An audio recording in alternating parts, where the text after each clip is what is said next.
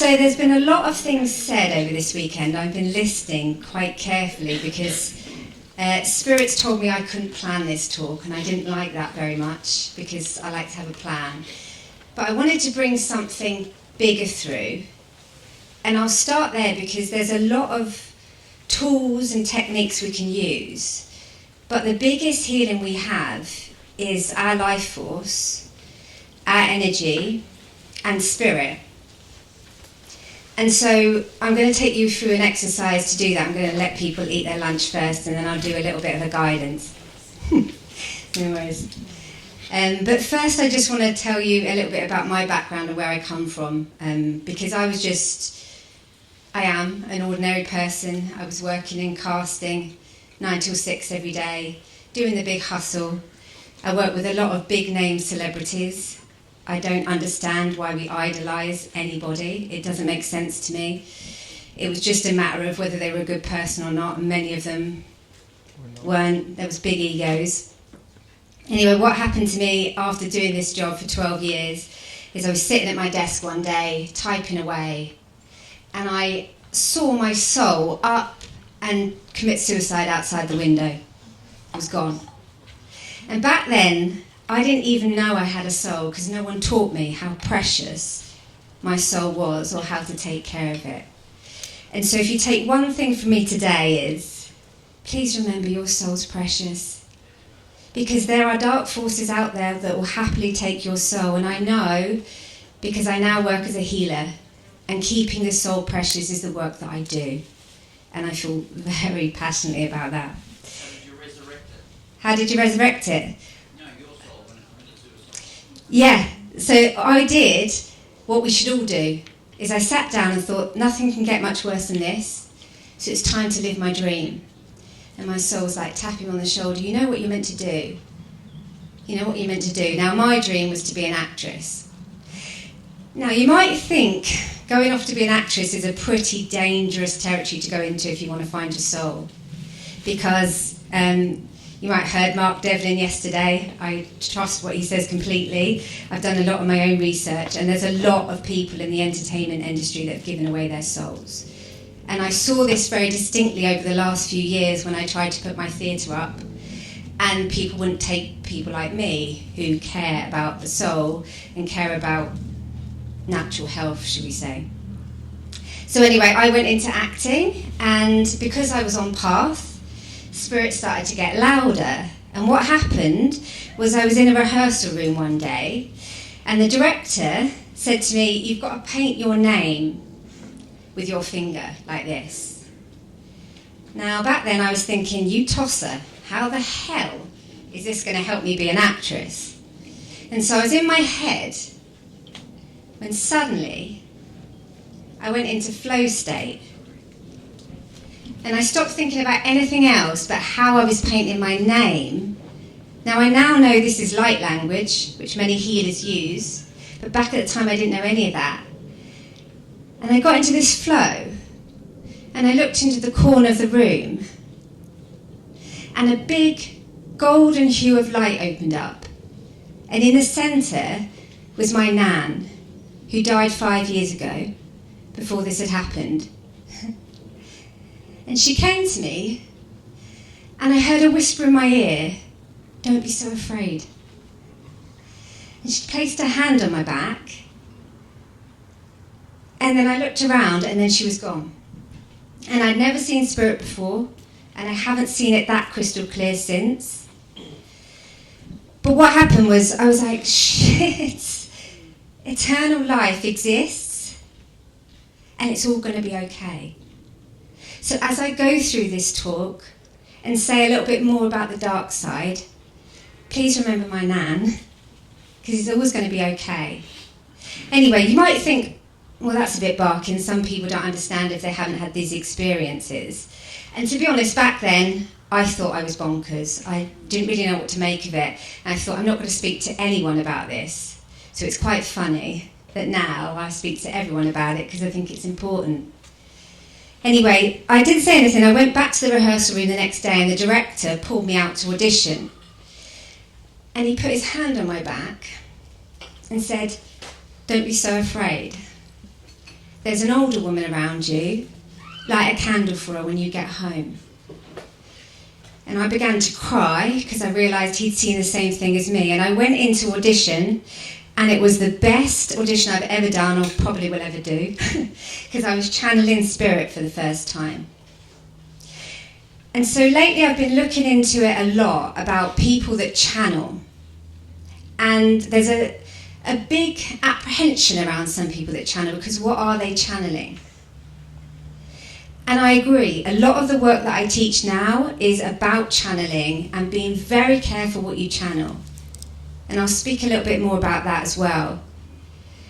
But because I'd known this pure, unconditional love, and I'd seen right through the veil, I knew how to channel pure spirit, which was lucky because it did get darker. So what happened is I went off to train as a healer because I started to think I was losing my mind a little bit.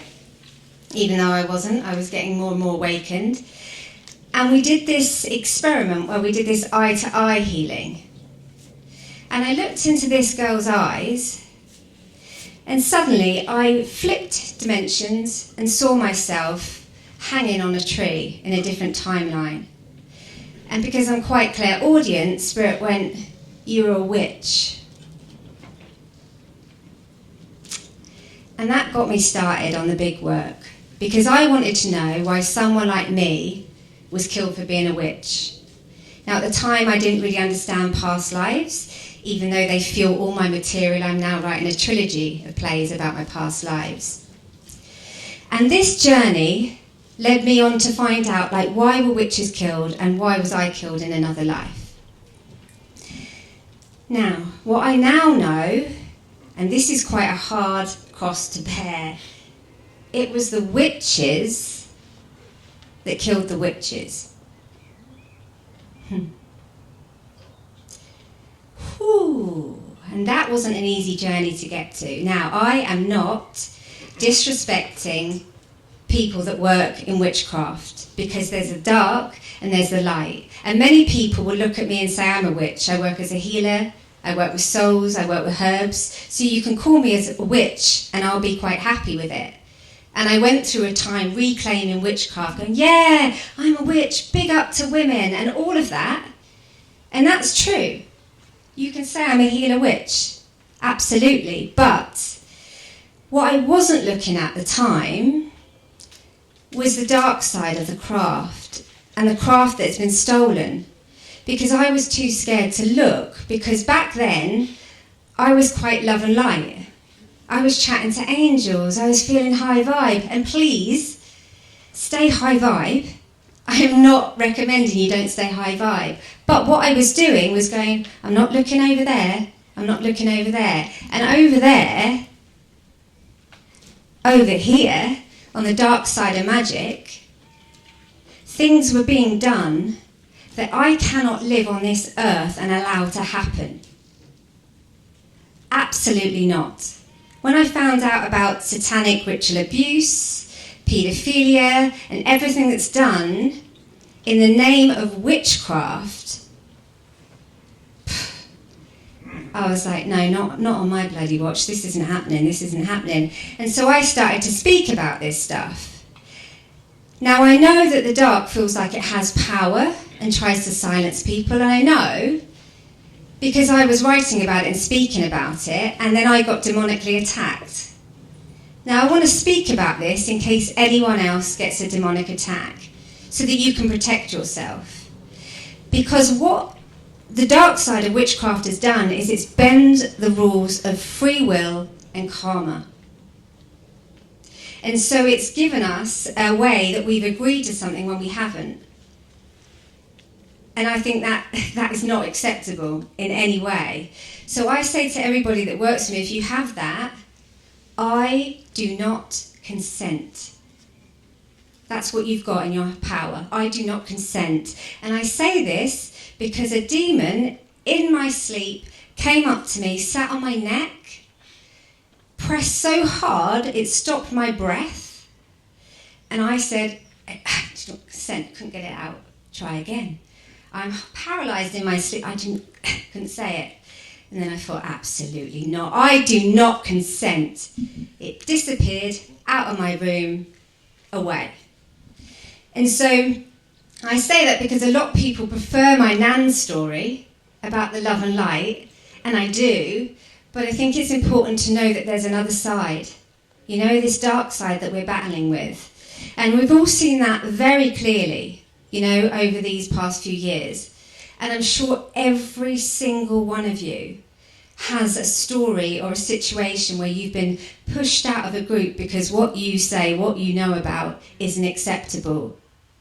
Your friends think you're bloody mental. It didn't really go down too well in theatre, me being like this. And actually, I was doing the whole witch's wheel this year, trying to out the sacred and the satanic side of witchcraft. And my business partner dropped out because she was like, this isn't safe, this is a bad idea. But I had a word with Spirit, the great I am that we all are. And they're like, you're protected. Keep going. Because my soul's purpose was to come to this planet and out all of this and speak about all of it, the light and the darkness, and come back to the human condition, which is us, our beautiful, precious souls. And some weird thing happened in our society where they turned all of them against us for just speaking the truth. How ridiculous is that?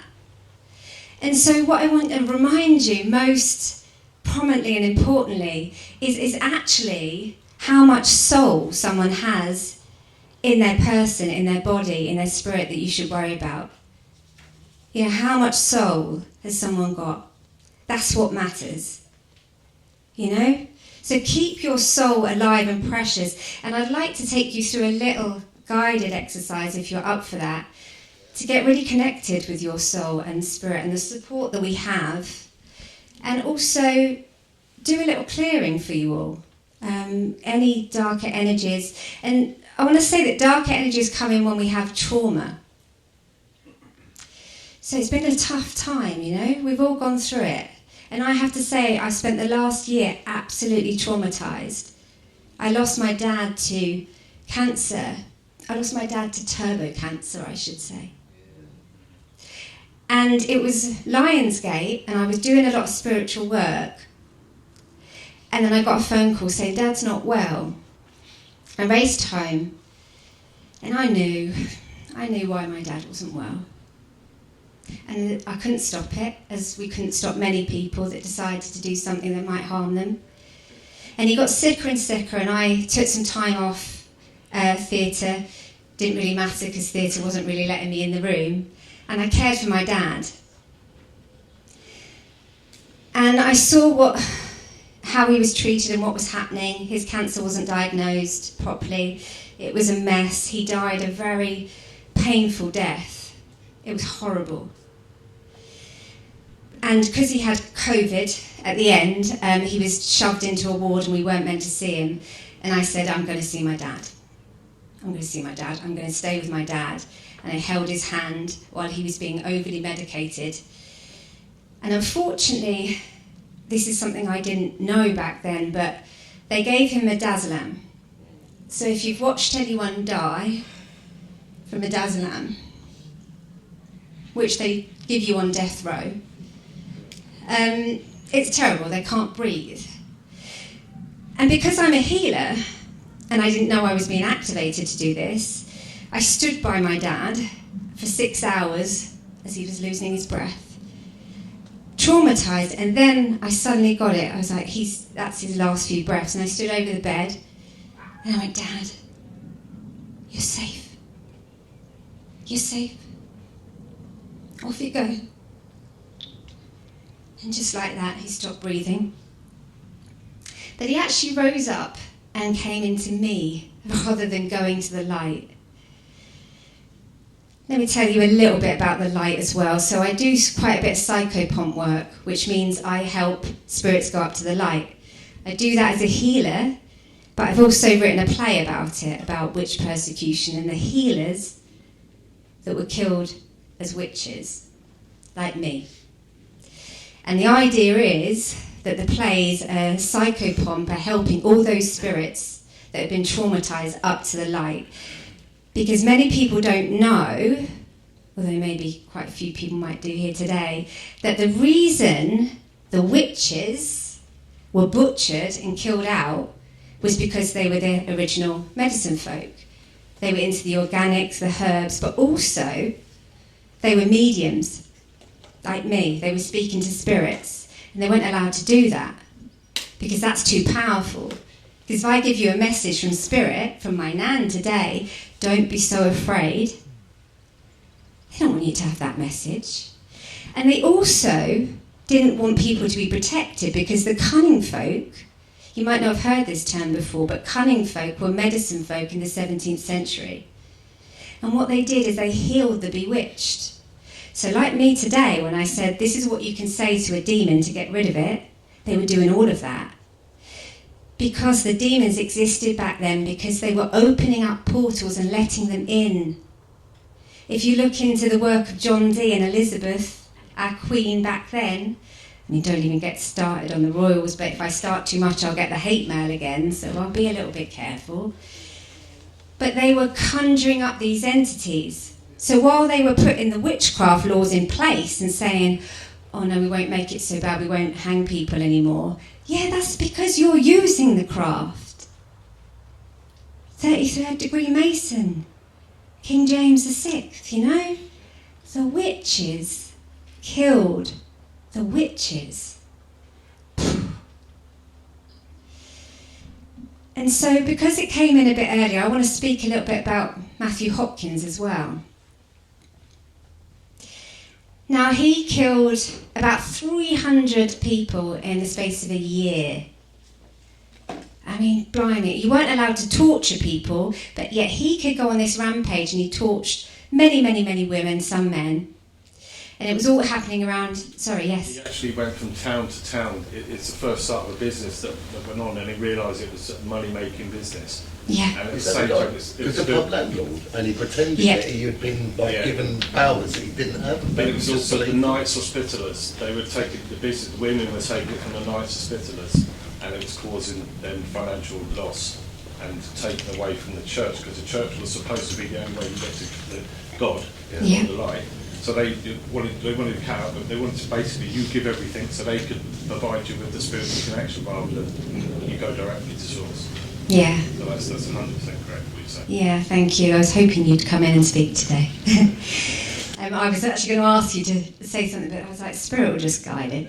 It's just you don't need a plan, Shez. Yes, and I want to say about the pub, because he worked at the Miss Lee Inn, and actually he worked with the famous astrologer William Lilly, and he worked with the political elite. So he was already there working with those people. So this is kind of how he got away with it. Now, I have no evidence for this, but it gets me. Is Matthew Hopkins related to John Hopkins, the Medical Institute? I don't know, I haven't been able to find that out, but my instinct says there's something there that, if you know. Yeah, no, it's not, but the John Dee situation used black magic when the Spanish came over in clear seas. He used black magic to sink all the ships, the Armada. Yeah. That was his clear seas, etc. Yeah. He was the first 007 as well. Yeah, I know. It's yeah. So I bring in Matthew Hopkins because I wrote a play about Sarah Spindler, who was one of the 18 that was killed in the witchcraft trials. And I just wanted to speak the names of the people that were unspoken.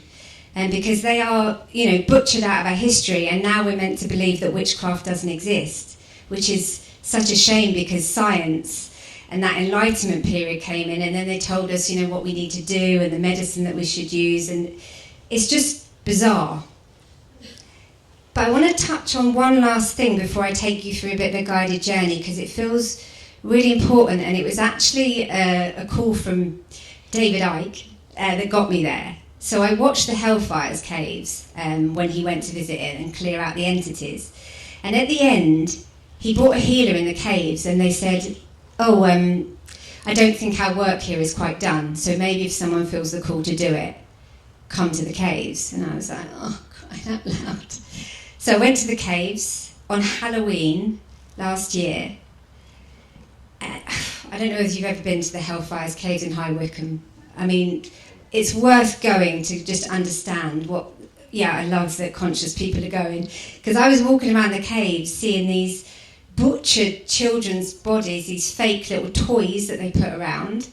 And they're showing you all the way that they do things. It's so disturbing. And then they literally have it up on the wall. You know, they were demon devil worshippers. And very interestingly, the Hellfires Caves, the clubs, came out just after they changed the witchcraft laws as well. So they knew what they were doing. It was a political agenda going on here. Anyway, I went through the caves and thought, right, I'm just going to reverse what they do. I'm a healer, I'm going to reverse it. So you're sacrificing souls in this cave. I was like, come on then, souls, come with me. I'll take you to the light. Every soul that's lost in that cave, you come into the light. Someone's here that cares about you. This is what love is. And I felt all this energy come with me, and we walked up the hill, and then suddenly the sun broke through the clouds. And I was like, you're safe. You're safe. And then, because I also work as a medium, I speak to souls, I went to the club in Ireland. Ooh, has anyone been to the Hellfire Caves there on Montpellier Hill? Yeah, go with caution on that one, it's pretty deep. So a little boy that I was channeling had gone missing a few days before Halloween back in the 80s in Ireland. And he basically said, come to the caves in Ireland. And because I have a contract with Spirit, I'm like, if any stuck soul needs help and no one's listening, I'll listen. I will always listen. Take me where I need to go, because I don't think anybody should be silenced, human or spirit. I really don't.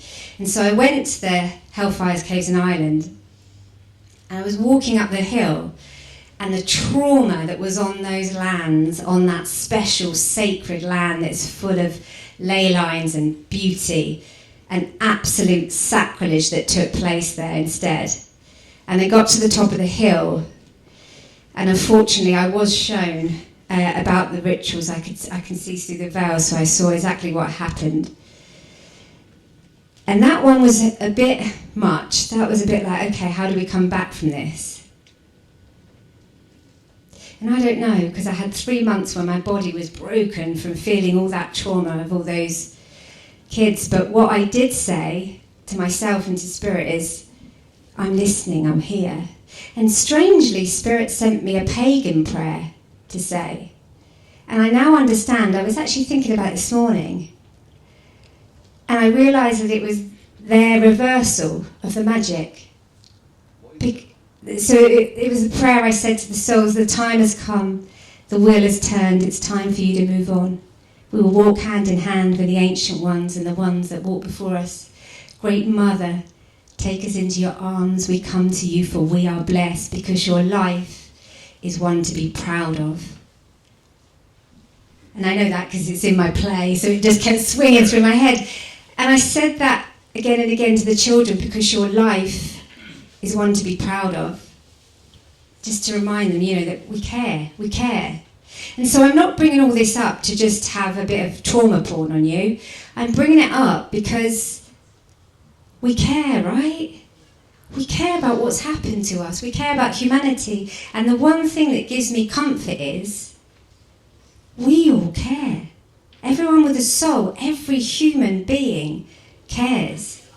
And eventually, I really think eventually the third level of awakening is going to come, and a lot more people are going to get it. That actually, we just cared. We were just saying loads of stuff because we want you to wake up, and we want to get on this mission together. We want to stop these wars and this torture and this butchering, and we certainly don't want children touched. I mean, my gosh, I don't even have children and I can't stand it. I don't know how parents do it in this world. I take my hat off to you. But we care, and I do believe that speaking about it matters. Speak the unspeakable. And as we go through this year, I believe personally a lot of the paedophilia and satanic abuse is going to come out more and more into the collective. We've seen it happen a bit. I think it's going to get bigger and bigger. And I'm pretty sure nobody's going to go, oh, that's all right. It's not a shock anymore, is it? Most people Yeah. don't want to accept it. Don't They know accept- it's true. Yeah, And it's ignorance they've chosen to try and hide. yeah, It's too painful. yeah. But we can understand that. I mean, I can. I mean, I did have a choice once when I was like, shall I not talk about all this? You know, shall I just... But Just you to- empower people by talking about it. Yeah. You make it more normal to go, that is so wrong, they need to be strung up. And I say that regularly. Yeah, They need to be strung up, and that's treason what they've done. By our laws of natural law, they need to be got rid of under their law that they bend. yeah, absolutely. Absolutely, yeah. Do not break the free will karmic laws on this planet. They pay for that. Yeah, they will. They can't be happy anyway. But Yeah. they pay in ways they don't even fully understand. Yeah. Absolutely, thank you. And so I'm going to bring round something and then just ask for a few questions if you want them afterwards. But I just want to do a little bit of, because basically I was speaking about this earlier about my theatre work, that I don't just keep want to bang on these soul activist stories or tell these stories and then not do some healing work with it, because I think that's how we get into the light. We're strong, we face the truth, but then we also let the light into our bodies. And so I'd like to gift you a little healing for being the warrior souls that you all are. You know? You're all trailblazers in your own way. You know? Amazing. Amazing. My sister always says it to me when I'm like, Lise, why doesn't anyone get me? And she's like, because you're a trailblazer. You're not meant to fit in. Stop trying to fit in. And she's always telling me that, which is great when you keep getting kicked out of groups for what you say. You know? You're a trailblazer. Just remember that. Thank you, Lisa. It was always a good bit of advice. So yeah, if you want to join in on this and come into your body, we're just going to have a bit of a meditation and a healing. And if there's something that you need that you didn't get this weekend, then send it to me. We're telepathic. Let me read your mind and give you some help. Whatever you need, if there's some pain in your body or some trauma in your soul. I'm sure you've all been through very difficult stuff too. So yeah, come inside and close your eyes. Ooh, yeah. And take some big, deep breaths as well. Deeper than you think. Right into the stomach. And I have such a noisy stomach. Ooh,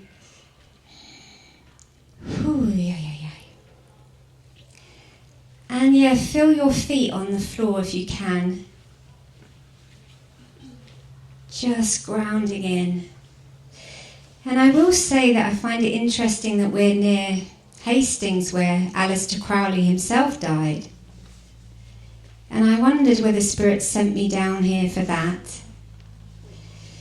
And so I'm just going to send out a call that if any satanic ritual abuse happened on this land, around this land, 1066 crap and all of that, then I'm going to ask that that be removed and cleared. And a big bubble of protection is right round this space with all of us. And as my nan would say, don't be so afraid. I've got you. And coming into your body, feeling that energy run up and down your spine. This is your life force.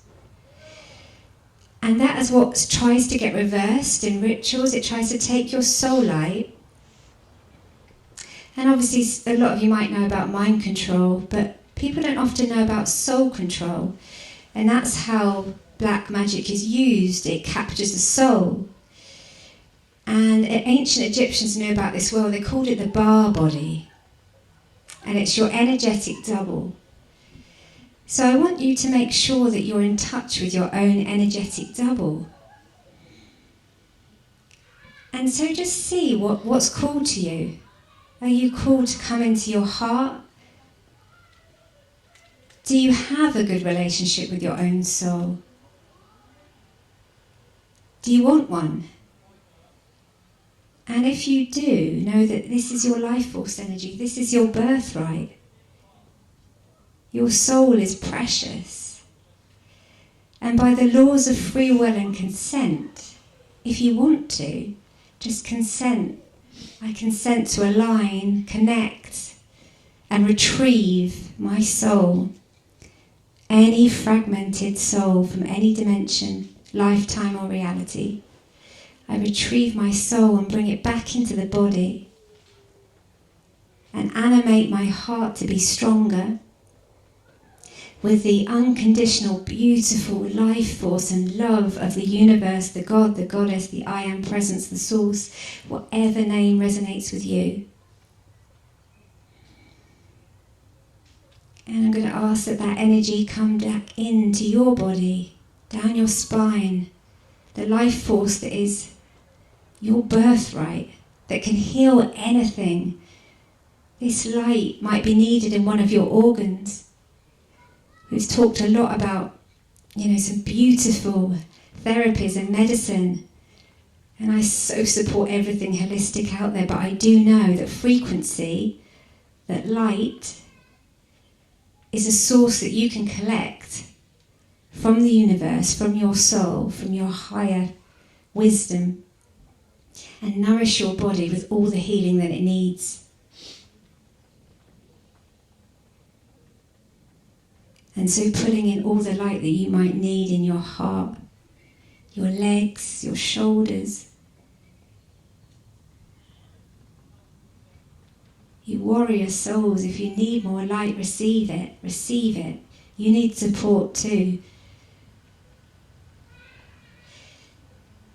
And if you need some guidance on your soul's path, because we're in confusing times, then do what I always do. Ask my higher self, my higher guide. What do I need to do? Where do I need to go? And you were probably already listening because it got you here. And I know that's what got me here today.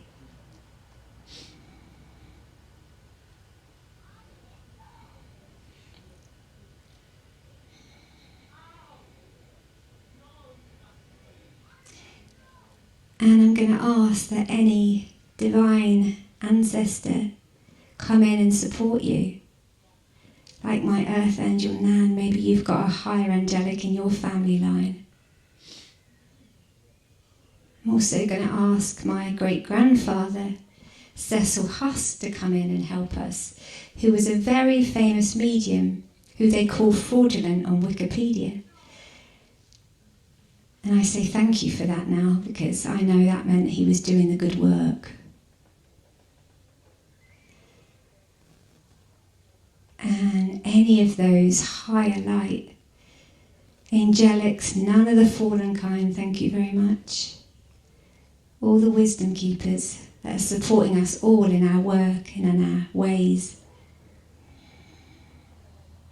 To come here and place an energetic hand on your shoulders or your back or your heart and give you the strength to blaze your light so frigging bright.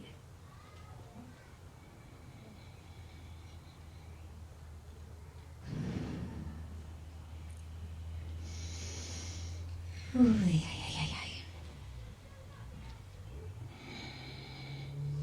yeah. And only when you're ready, you can open your eyes.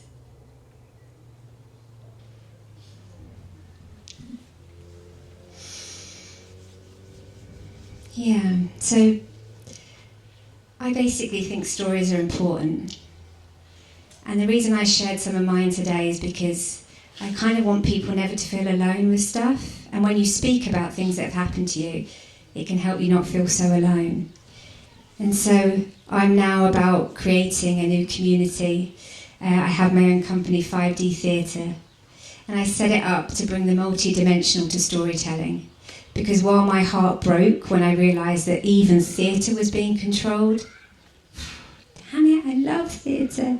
It was time to create the new paradigm. So that's what I'm doing. I'm writing a trilogy of plays. And I recently got told my story was so epic that I should cast a star in it. And I went, oh, honey. No, thank you very much. I'm going to cast someone in it that speaks to spirit, because I wrote about a girl that speaks to spirit that got hung for being a witch. It was me. I'm going to speak that story myself. Thank you very much. And so I feel like Spirit just lastly wants to say to you all, like, to really do what you're meant to be here to do. Because we know it's been difficult, but we had a soul contract, and they can't mess with that. They try, but they can't bloody mess with it, because we are so strong in our light, and we don't consent. I don't consent to anything that's happening to anybody, anywhere, seen or unseen. I don't consent. I don't consent to you harvesting souls. I don't consent to black magic. I don't consent to any of it. And you should never have messed with the witches, because they can come back with their souls intact and remember and take our bloody magic back. And that's why I call this putting it in the hands of healers and not harmers.